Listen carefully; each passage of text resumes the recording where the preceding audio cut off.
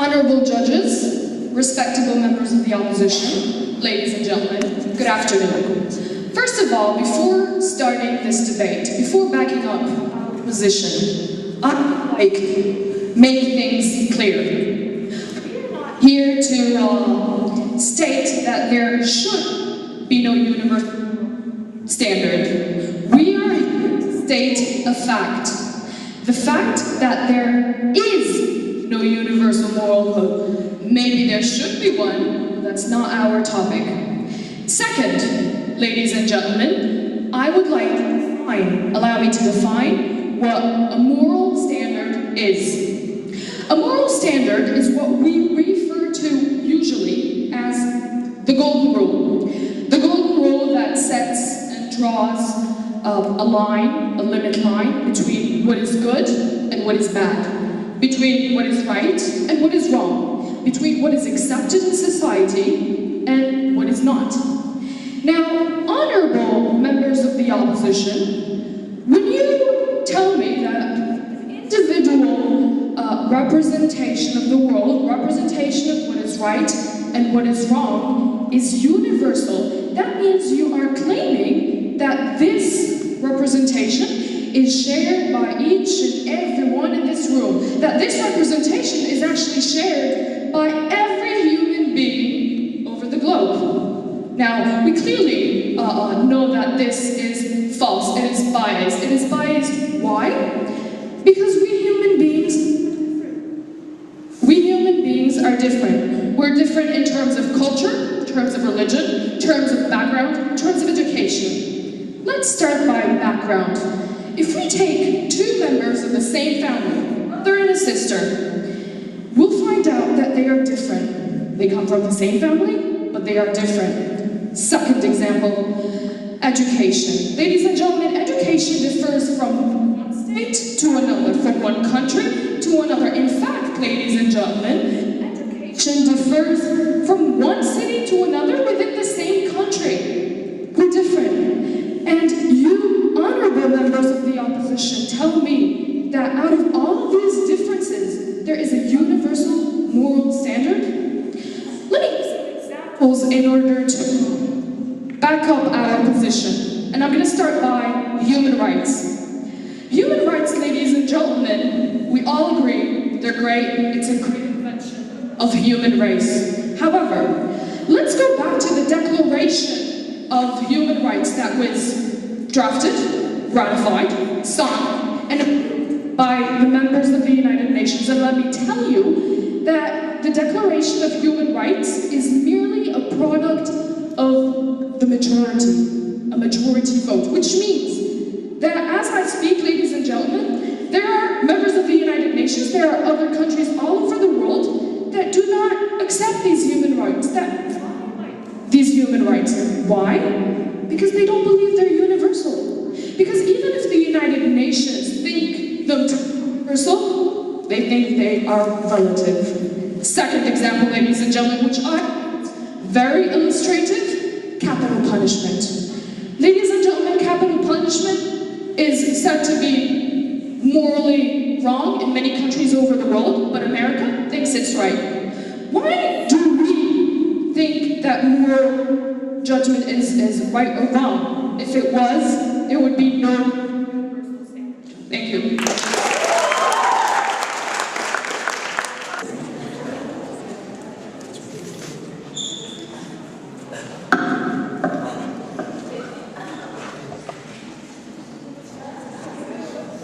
So, good evening, the Republic.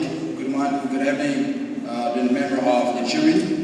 Good evening, your opponent.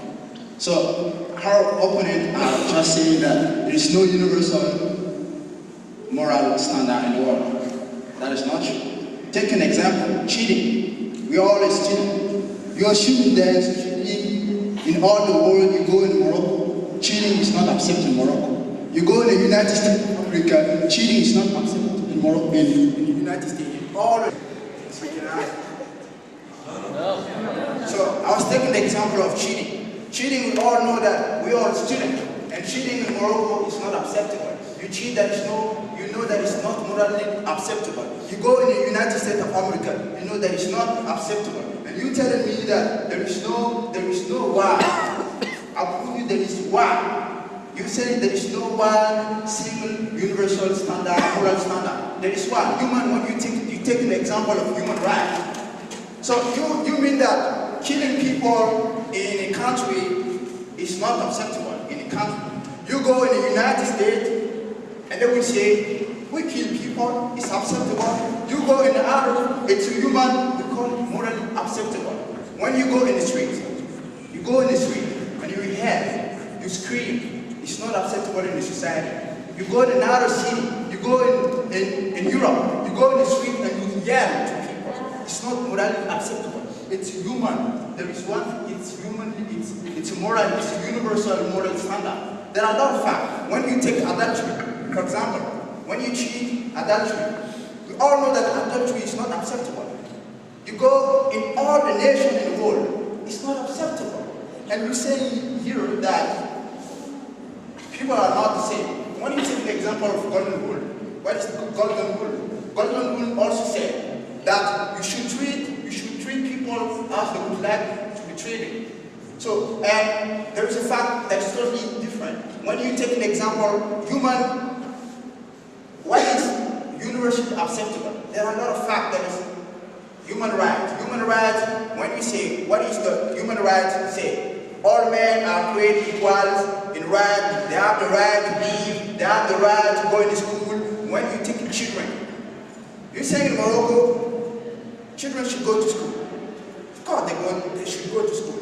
So if I take your example, and I'm going to what you analyze, that means that if in Morocco children should go to school, in other nations, it's not morally acceptable that these children should go to school.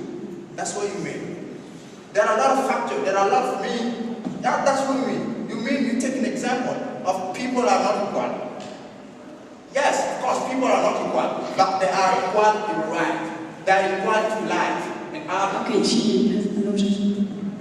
excuse me, honorable members of the opposition. I would just like to note that please don't put words in my mouth. I did not say that children in Morocco should go to school. Children in Morocco should go to school in America. Sorry.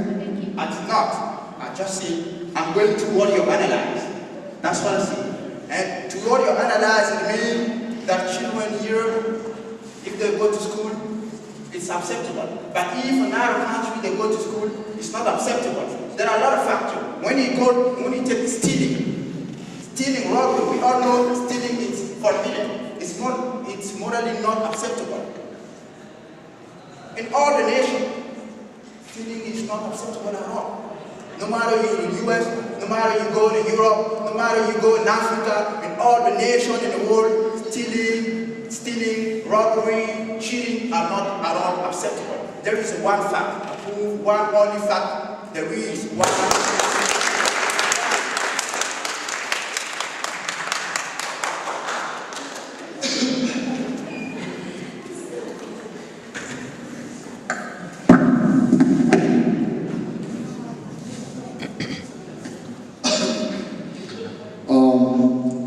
Mrs. President, honorable judges and audience. Now, the speech that my opponent delivered is quite exquisite, but is not realistic to a certain extent. Now, let me just clarify the errors he made when analyzing this. Your approach is very wrong, because when you say that cheating or going to school is something that is universally accepted and there is universally moral, you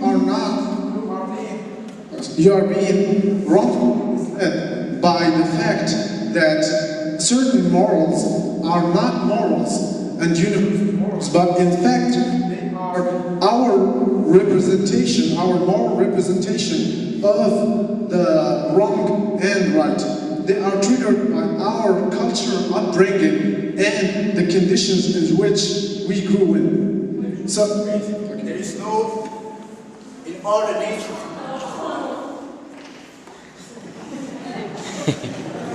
So you mean that the shaped by our country. They're not shaped by our country. Chile. We don't need to have another country, a type of country, to know that Chile is not right. The other nation is not acceptable. Okay, thank you. Cheating now can be wrongfully said that it is not accepted all around the world. But let's take, for instance, the evolution theory. We have reached to ideals coming from the evolution. What was something that is convenient for us as groups of people to preserve our species and live peacefully together has become ideal. So this moral ideal has been generalized by globalization in which we live today. Let's take, for example, the senseless killing example.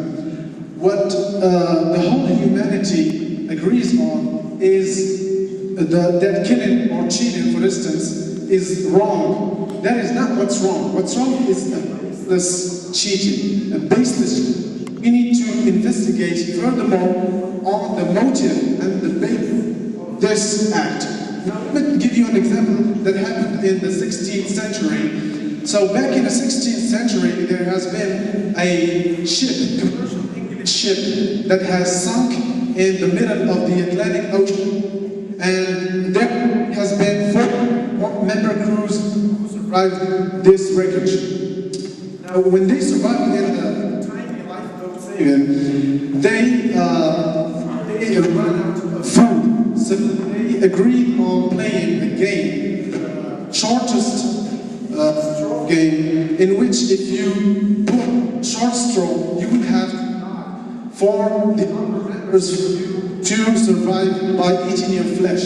Now, only one survivor made it back to England, and he was sentenced for killing and cannibalism and eating human flesh. But if today this event happened or occurred, I highly doubt that this person would be even prosecuted. In fact, he would be a nation's hero because he made it from surviving a sinking of a ship, and he made it whilst his country. Ladies and gentlemen, there is no wrong or right. There is just mental representation of what we think is wrong or right. And thank you.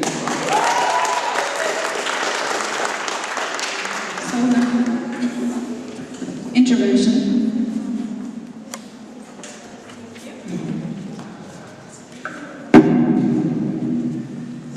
Well, you said that there was no universal standard, and then you went on and you said that it's about good and what's wrong.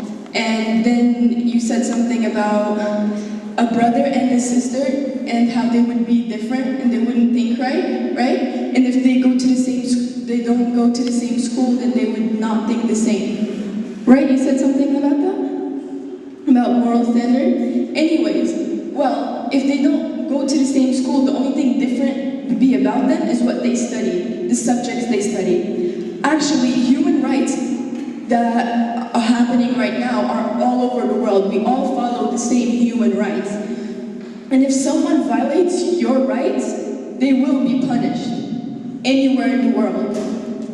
The story you said was actually amusing. There's a lot of other stories about that. I don't know if, excuse me?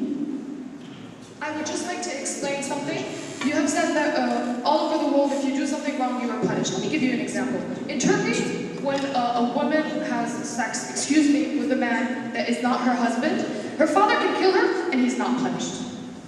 Well, that goes into religion. That's a completely different story. Not all countries have the same religion. And that's from the way back. If someone is not a virgin, they'll still kill them. That's a completely different topic. Another way, you said about if he kills other people and he eats them, he would not be prosecuted. Well, I'm not sure if he won't be prosecuted. Yeah, actually it stops working sometimes. But that goes into like laws and stuff, so we're not going to go into that.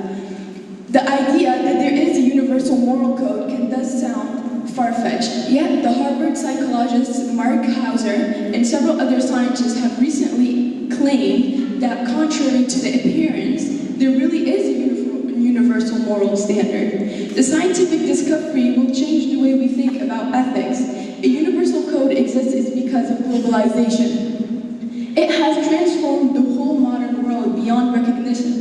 Through flow of technologies, capital, goods, recession, values, knowledge, and people, it is profoundly manifested in various forms of social activity, including economic, political, cultural differences, and life. This has led to worldwide interconnectedness. Globalization has made it able for us to talk to people way across the world, and we know how we live. So we respect that, and they respect how we live. Just cultural differences, the laws still stay the same. If you kill someone, you go to jail. Wrong is wrong, and right is right, and everybody knows this. This is universal moral standard. You can't go against it, no fact whatsoever. What I'm saying is, moral standard, we kind of grow up with this thing. We grow up with killing is wrong, cheating is wrong, stealing is wrong. Everybody, anywhere you go, thinks the same way. This is universal moral standard. Another thing I wanted to say is, when you meet people from different countries, different continents, you still can connect with them. This is because of universal moral standard. This is what it has done to us. This is globalization. This is the way we live. In other words, nothing you say can say that this actually doesn't exist. Thank you very much.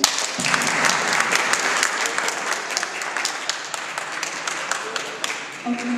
Thank you, members of the government. Thank you, members of the opposition.